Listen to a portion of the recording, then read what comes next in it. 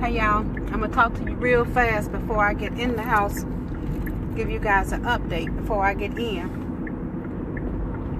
I'm driving. As a matter of fact, just got in the car. Let me put my seatbelt on. Give you guys an update about this night because that's why you can't let people talk, because guess what? I'm just making it in. So let me give you guys an update. I'm gonna give you guys a chance to tune in. Hey, I see you guys. I'm driving, so I'm not going to start giving no shots out. No sense in me doing that. But I had an opportunity to see some stuff, and I want to share it with you guys. Had an opportunity, matter of fact, put my glasses on. Hey, y'all. Thanks for tuning in. Thanks for tuning in.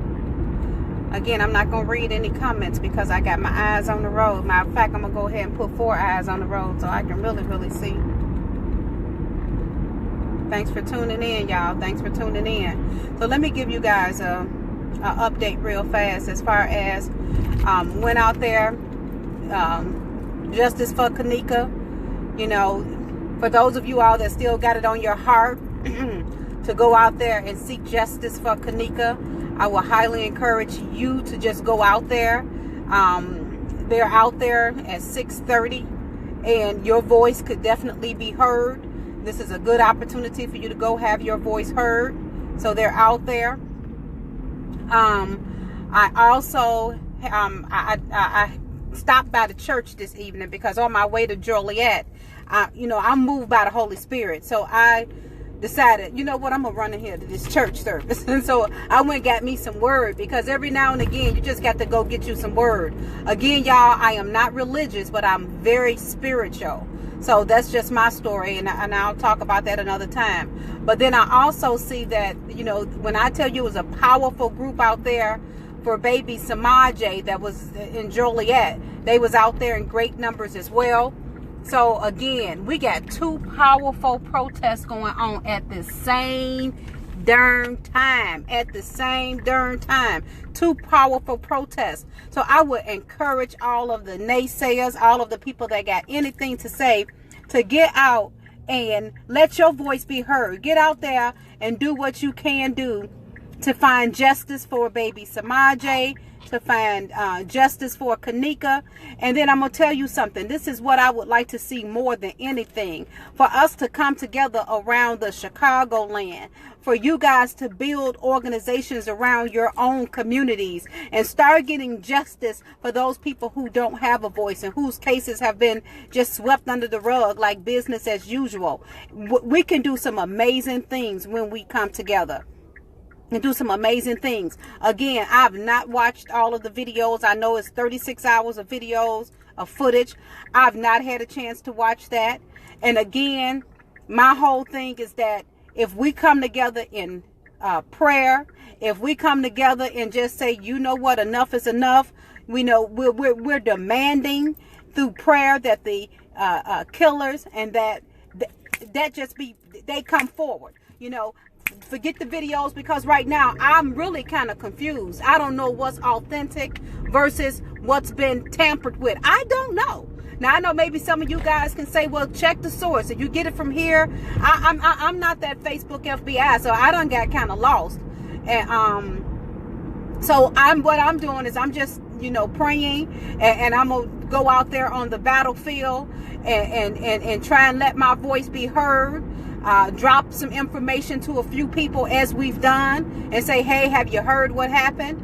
And then I can't be 3 places at one time, actually 4 places, because I was on my way home. I was on my way to Joliet, and then I stopped in the church. So I got a lot of places I had to be, but for right now, I'm on my way home because I got a family that needs me to come home, and I've been gone for a long time today. So it's 10 o'clock. That's why you can't let people write your story, because people will sit back and judge you and criticize you, and they don't even walk in your shoes. As a matter of fact, if they had your shoes, they couldn't even walk in them. So again, I'm going to encourage you guys to just, stay positive as much as you can. Do what you can do to help the situation. And you got a few places that you can be. And you got the time. So they're at 6 o'clock in Joliet. And they are at 6:30 in Rosemont. So let me see. Okay, somebody said watch the evidence. Yeah, sure enough. You know what? I'm gonna be real honest with you. It's so much stuff out there. I just done said, you know what, God, have your way. You got to bring the people, you know, that did this. God already knows. So just go ahead on and do what you do. In the meantime, let us stand in unity and let us come together, because guess what? If we can do this for this one case or two cases, we can do this for a lot of cases. Matter of fact, I see some of you guys that are on some of these blocks. They got, you know, all types of craziness going on.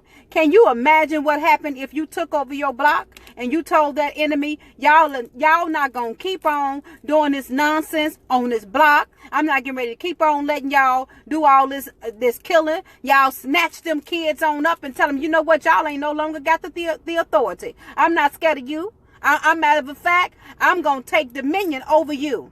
No, you ain't.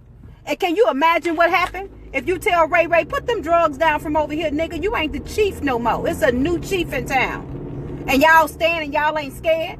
So, and can you imagine what happened if while we're telling the young boys to pull their pants up, if some of our men will put their pants on and step outside and be like, boy, I ain't playing with you.